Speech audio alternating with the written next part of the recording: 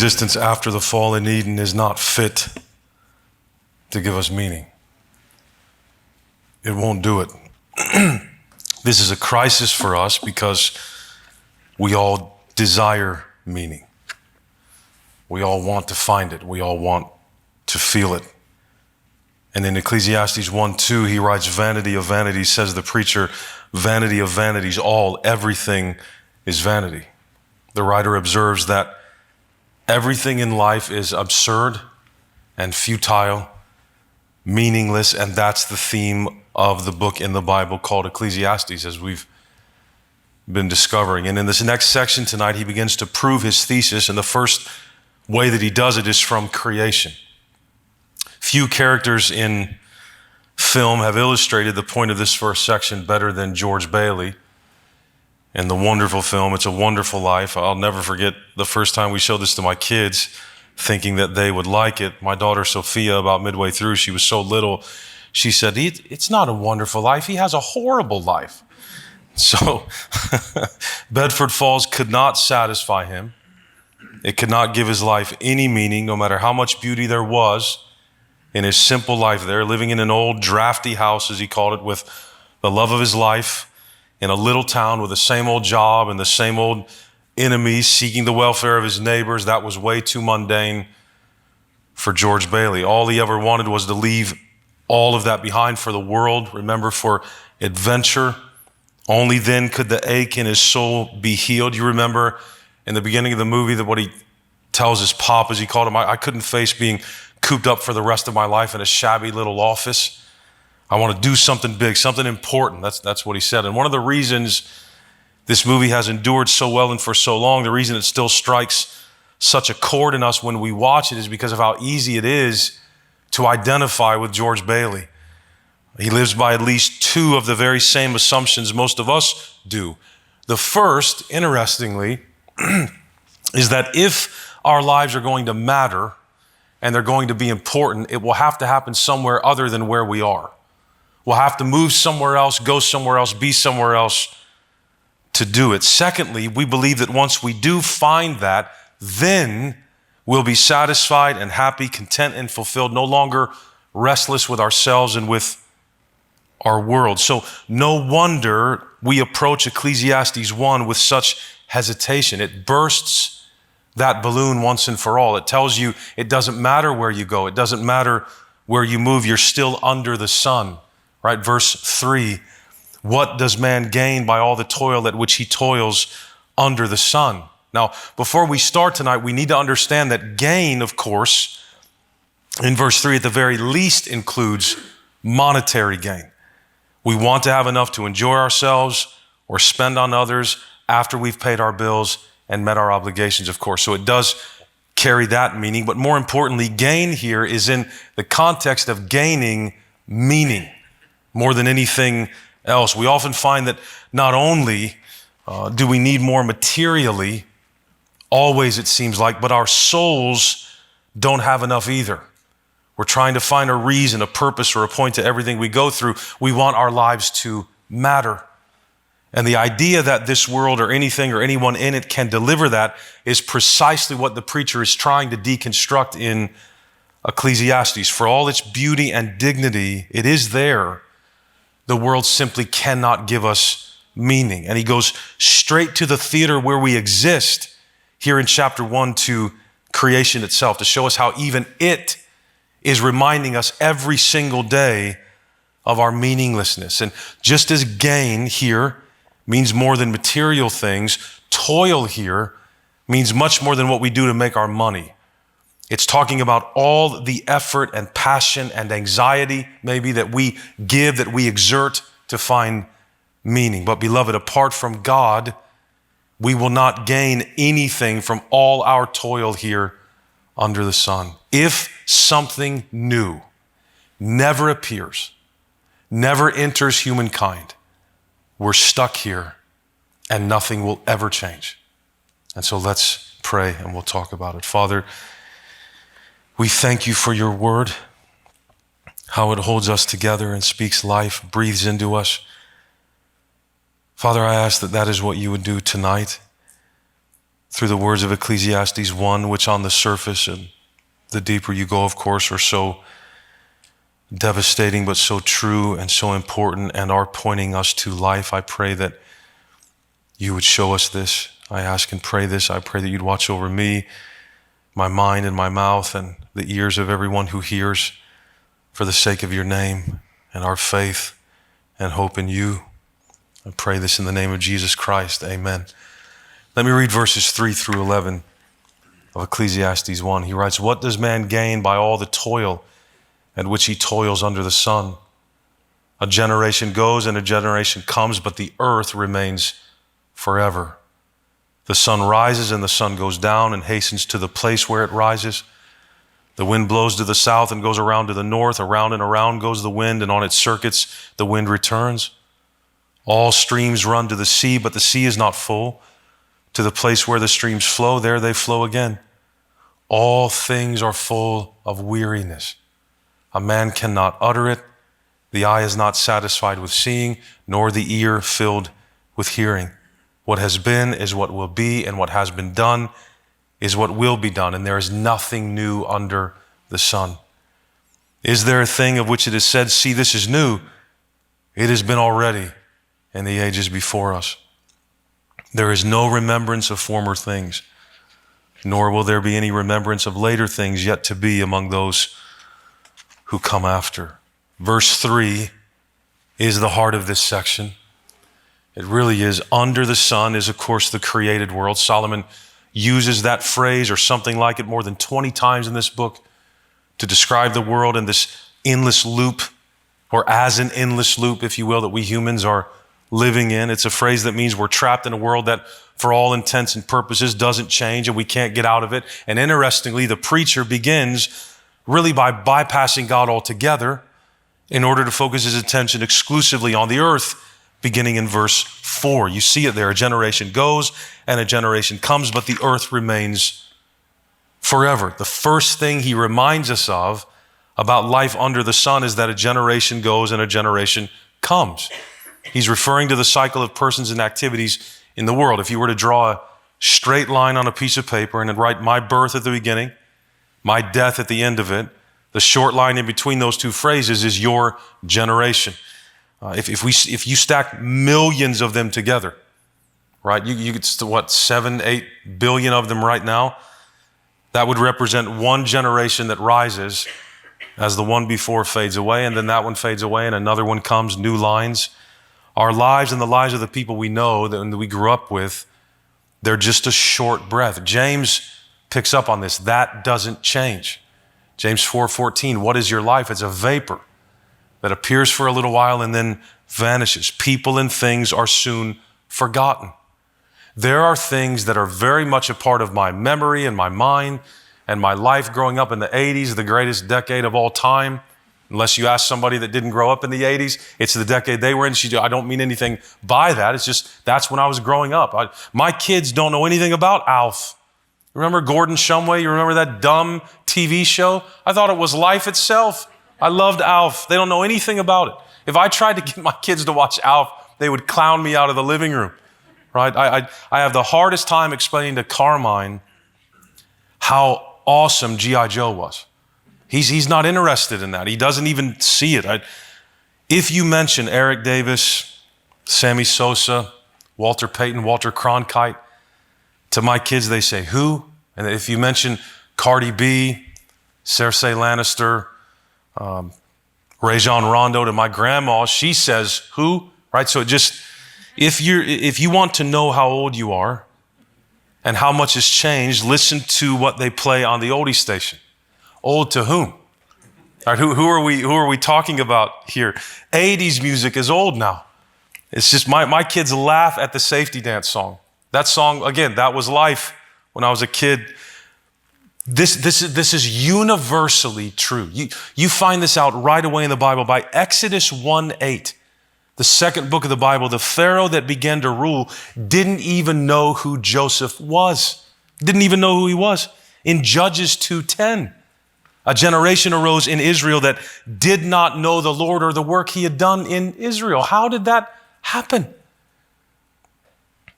Verse 11, Look down there. There is no remembrance of former things, nor will there be any remembrance of later things yet to be among those who come after. Have you ever realized that we've never heard of basically everyone that has ever lived?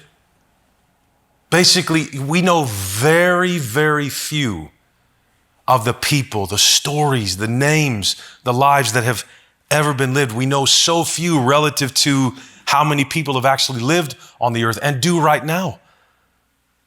And we don't know most of the people we have heard of. We just know of them. We just know their names. Even the few people who do manage to go down in history that we have to study about, it's not like they're always on our minds, like we remember them all the time. 9/11, that was a moment that changed the course of history for an entire generation of people. I remember where I was. I remember what I was doing. I remember the first person that said something about it as they were watching the news report. I mean, I remember everything about that day. And now it's just another thing my kids are studying in a history book to get a decent grade on a quiz. And that was 20 years ago. Everything that means everything today is soon going to fade from memory. So of course we feel the weight of the question in verse 3. What is to be gained by all that we're doing to find meaning, to get gain? Solomon looks at nature. This is very interesting. To exemplify this for us, look at verse 5 again. Let me read 5 to 7. Notice what he's doing here. The sun rises, and the sun goes down and hastens to the place where it rises. The wind blows to the south and goes around to the north. Around and around goes the wind, and on the circuits the wind returns. All streams run to the sea, but the sea is not full. To the place where the streams flow, there they flow again. What's he describing here? The endless, repetitive activity of every single day that passes on the earth all around us. You can hear the weariness in his voice as he recounts it. The seemingly endless cycle of the sun, for example, what the Egyptians called the wheel in the sky, what Journey, the 1980s rock band, called the wheel in the sky. The sun, as it drags itself from one end of the sky to the other every single day, whether you can see it through the clouds or not. As he ponders his life against the sun, it reminds him, that's why he's talking about it, of his brevity here, his futility, maybe even the absurdity of living on the earth. The wind blows to the south in verse 6 and then circles back around to the north. There's no end to it. It's just always going. It's always changing course, but it never accomplishes much. It never really brings any lasting change unless there's a huge storm by the wind, but then everything is rebuilt and the wind just keeps blowing. Who knows if what blows through your hair on any given day is the same wind that blows through somebody's hair in China? Life is like that, Solomon says. Life feels like that. The cycle of life is transient. That's why he's talking about the wind. We can't figure it out. It's just there. It's impossible to break. And then in verse 7, just like the earth and the sun and the wind, the cycle of water keeps right on, going down through the years, but there isn't much to show for it. Despite the constant flow of water into the sea, it is constant. The sea never spills over. In fact, that cycle repeats itself endlessly. Streams flow into rivers, rivers flow into oceans, and it all comes back again. How many times have the same drops of water seen the same places? Despite all the work and motion of nature, nothing genuinely new or innovative ever happens that changes everything. The first part of verse 8, it's the result of what he's just said. All things are full of weariness. You get what he's saying? When Solomon says the earth remains forever in verse 4, he knows that's hyperbole, right? The earth is not going to remain forever. But that's what it feels like to live under the sun. That's what it feels like. He's highlighting the contrast between the length of years in which a human being actually lives against the backdrop of the length of years that the sun has actually been rising and setting. If you and I were to walk outside right now, I don't know if you can still see it, and look at the sun, you do realize you're looking at the exact same thing Adam and Eve looked at. The exact same burning star. I love Ansel Adams photography. I love it. Black and white pictures of nature. There's a picture on the calendar in my office of the Cahuilla Gap in the Sierra Nevada mountains from 1932. And I could go there right now and look at the exact same spot he took a picture of almost 90 years ago. And it looks exactly the same. What's the point he's drawing from the sun? What's the point he's drawing from all of nature here? When you and I die, the sun will rise the next morning.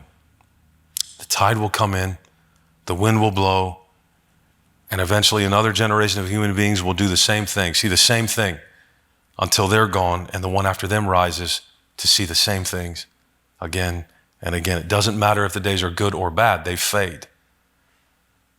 Our celebrations and our tragedies both become memories until nobody remembers them at all anymore. Right? It might be nice to know that our pain won't last, but it hurts to know nothing else will either.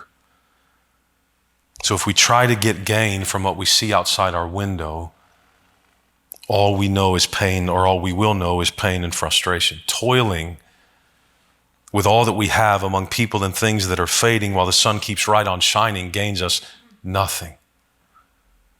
The earth is like a rock star on tour who gives it all for their next performance, but if you catch them later in their hotel, late at night after the last show, what do you see? You see the dark circles around their eyes, the fatigue, the sense that for all the applause, there's still something missing. The preacher is letting us look inside the hotel room of the earth after a beautiful day in verse 8. All things are full of weariness. The earth is bone tired, he says. Bone tired. Weary from performing again and again and again and again. Even the beauty of the sun eventually makes you sweat or squint. All things are full of weariness. Everything about humans and toil and earth, sun, wind, and sea is tired. It was tired in almost 930 BC, right? Imagine how tired it is now. And in the second part of verse 8, Solomon gives these 3 stanzas of pure poetry to try to describe how impossible it is to truly understand how exhausted everything is. Man cannot utter it. The eye is not satisfied with seeing, and the ear is not made full by hearing. Are these the things on which Paul was reflecting in Romans 8, 20 and 23? When he says that creation is like a slave subjected to futility and in bondage to corruption, longing to be set free, longing to break this cycle it's in. Creation is longing for that. Solomon saw that. And Solomon saw in that something whispering to him about meaning.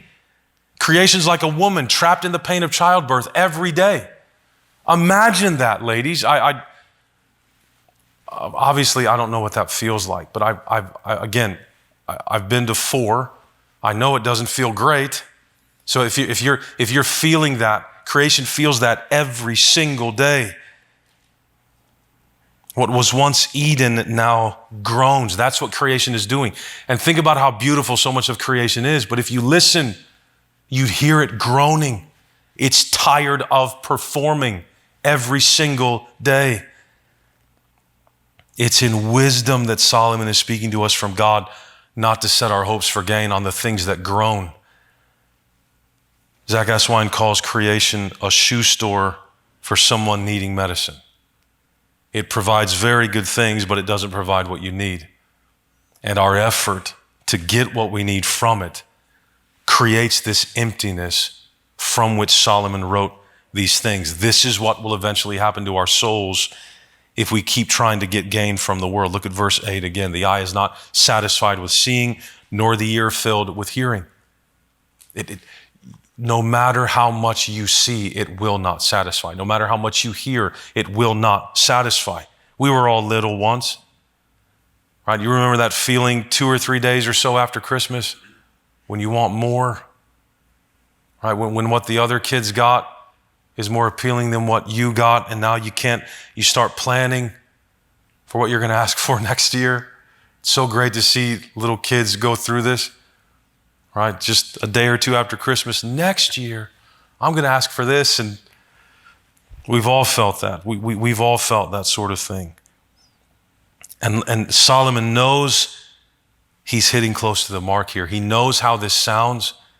He knows it annoys us to hear it. It's old news. Look at 9 and 10. What has been is what will be, and what has been done is what will be done, and there is nothing new under the sun. Is there a thing of which it is said, see, this is new? It has been already in the ages before us. And you might think, well, of course, he wrote that in the BCs. He didn't really understand, he didn't know what was going to be invented. That's not what he's talking about. Every human being in every time and place would tell you the same story. No matter what their generation invented or achieved or gained. It's not that new things can't be invented. That's not what he's saying. Or created, or that we can't experience different things or experience life differently relative to where we are in the timeline under the sun and what's been invented and what exists. It's that there's always the same result in the human soul, no matter what's invented, meaninglessness. So yeah, it's true Solomon didn't know about iPhones. He didn't know about peanut M&Ms or airplanes. But his focus is not on the things we can create.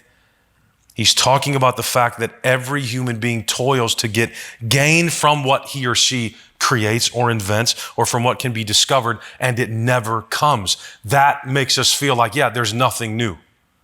Right? It's so what?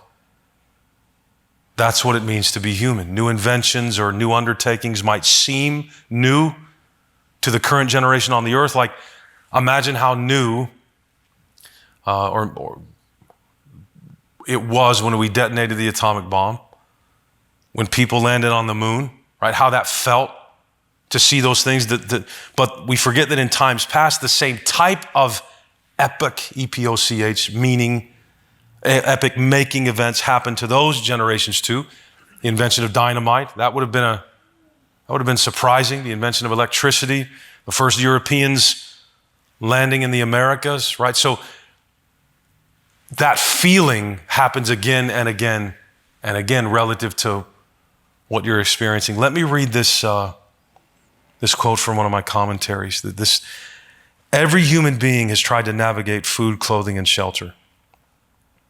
Each one has wrestled with what it means to work, to provide a way of life, to make their way, to hope and weep for their children. Crimes, wounds, and enemies are not new. Handling weather patterns, sickness, romance, aging, sadness, forgiveness, commitment, laughter, and dreams has not originated with us. Putting a space station in the skies has not kept our families intact, delivered us from dictators, or eradicated a selfish heart. New inventions make our bones heal quicker, but not our minds, not our hearts. That's why most human questions have hung around for generations and generations and generations, no matter what's been invented or discovered. It isn't changing the root question. It isn't giving meaning. Uniqueness doesn't heal the ache in our bones. It can't. It would be nice if it did.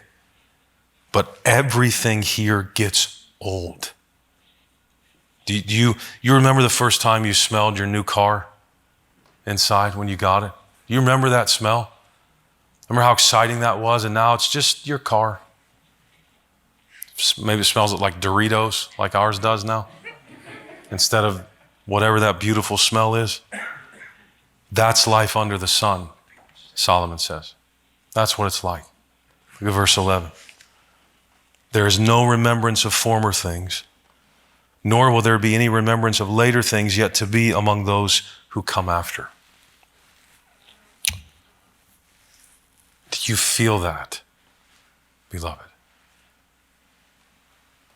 As I've talked tonight, do you hear that voice inside you saying to me as you watched that video? I didn't show you that video because I thought it would change your life. It's just very powerful to me that a guy like Johnny Cash gets to the end of his life and that's what it's like. You notice he was sitting all around all the stuff, all the trophies, all the awards, all that his money's gained him, and that's what he's saying.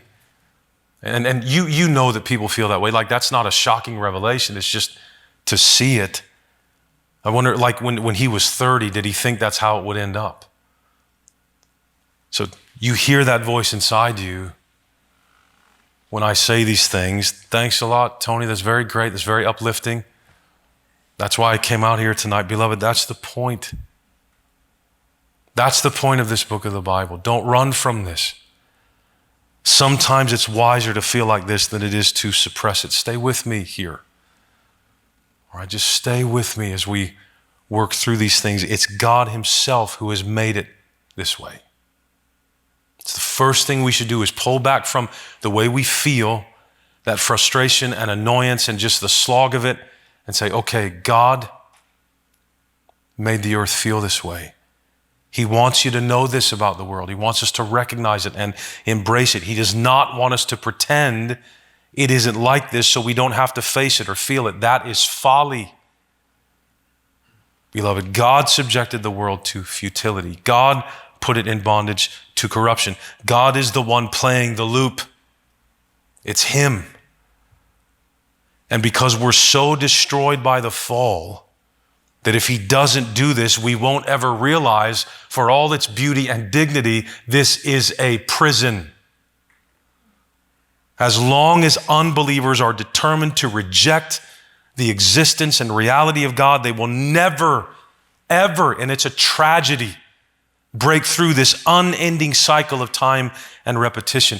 But it's very much the same for believers who refuse to grapple with the reality of the fact that we live under the same sun they do and share the same temptations they have to eke out meaning, to get gain out of the world. We just try to do it through nicer things than drugs or illicit affairs, maybe, right? But we also try to extract meaning from the world and get gain from toiling. We toil over our families, our careers, our church traditions, and on and on and on it goes. Beloved, gather up everything in the world, good or bad, all of it, the terrible and the beautiful. And as Johnny Cash sang, you can have it all. My empire of dirt. I will let you down. I will make you hurt. If we insist on the course of rejecting God or rejecting his truth, then down in the dark where no one sees, deep down inside where the truth lives, we will only ever hurt. There is one thing that is permanent. One thing that is absolute, beloved. One thing. And it's nothing here. Apart from God, we will not gain anything from all our toil here under the sun, whether it's noble or evil. Because if something that is actually new, you see what he's saying? If something that's actually new never appears, if something doesn't happen that can break the cycle, make no mistake, we are stuck here under the sun. And 500,000 years from now, no matter what it looks like, it will feel exactly the same. But for the purpose of understanding Ecclesiastes, once you realize that, once you're willing to embrace that, you're finally ready to hear about Jesus Christ. Because there is something that has happened under the sun that was new. Jesus Christ came. And because of him, what is the promise? What is God going to do? Make all things new. This meaninglessness, beloved, will end. Now, because he lives, because God raised him from the dead, and because of him, God will raise you and I also. Now, for example, in the Lord Jesus Christ, our labor is not in vain. Why?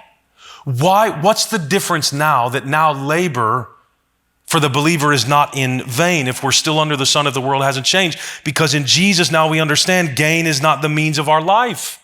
Labor is not how we find life. Toil is not how we get meaning. Jesus came to tell us this, to rescue us from this. That work you do that maybe you love or you hate is not where you get meaning. That's not what it's doing for you. Think about how men talk to each other. And I'm talking as a man.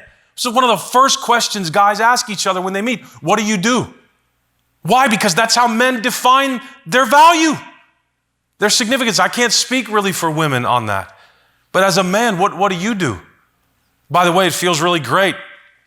I'm a coal miner. I do this, I do that. I'm a mechanic. What do you? I'm a preacher. Oh yeah, cool. Anyway, all right. That's how the conversation goes.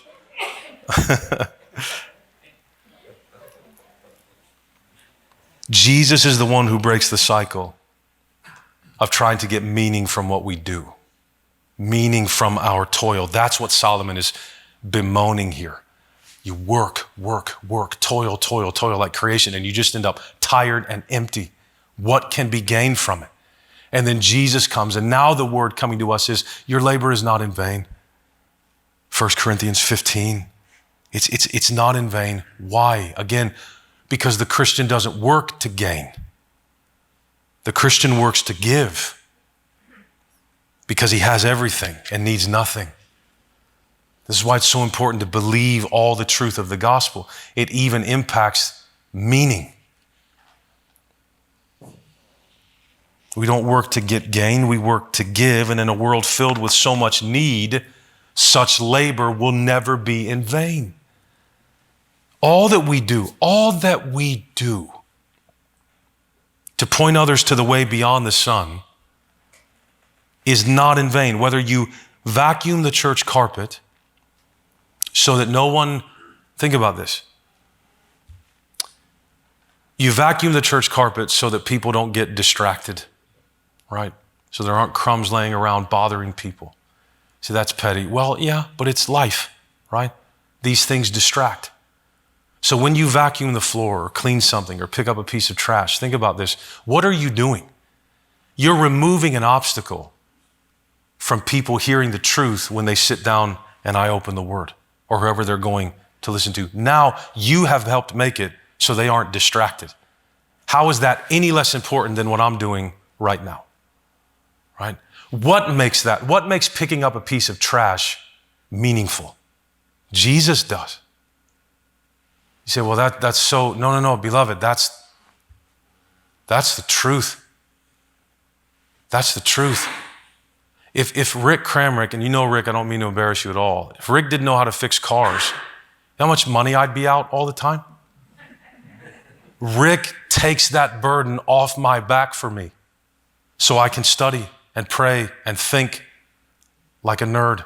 But he does that, right? Do you realize what Rick does for this moment on any given week? That's the world Jesus created the morning he came out of the grave. It's new now. This one is dying. Everything Solomon says about this one, he's absolutely correct. And we've got to talk about it because we're still in it. But something new has happened. Something new has entered the world that's actually new. Right?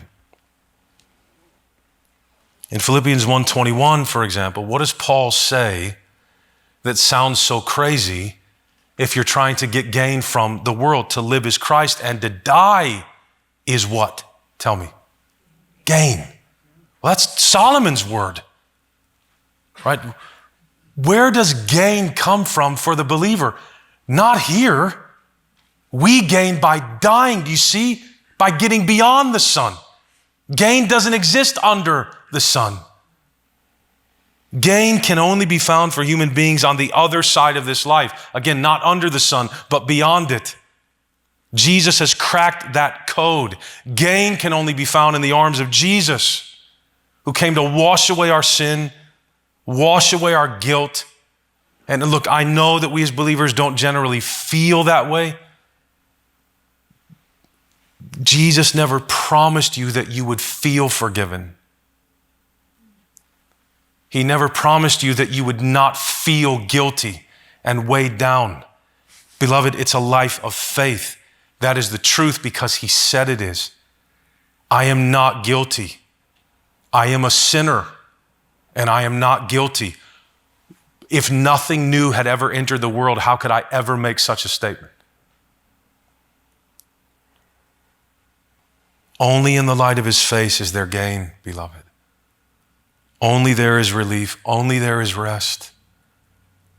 This world does not hold the key to itself. It's not here. We're not going to find it. There's nothing here that can unlock the safe of this world so we can figure out what's wrong and fix it. But what are we in 2 Corinthians 5:17, beloved? What are we? New creation. Something different. Something different. It was in the garden that this desperation began. We can't rightly understand Ecclesiastes, life under the sun, until we go back to Eden. We really can't. God made it clear in Genesis 3:17 and 18 that we will toil for nothing. That's what Solomon's picking up on. I toil for nothing. Yeah. I told you that back in Genesis 3. I told that to Adam and Eve. What was meant to be meaningful and satisfying, very simple, streamlined, remember, in immortal paradise, became a lifetime of toil that ends with what? You return to the dust from which you were made. But the cycle of the dust, you see, was broken by the one who calls himself what? The resurrection and the life. If Jesus doesn't enter the world, all there is dust. And so, yeah, you could spend a life of 120 years trying to eke meaning out of it. You're going back to the dirt. Methuselah did die. It still happened.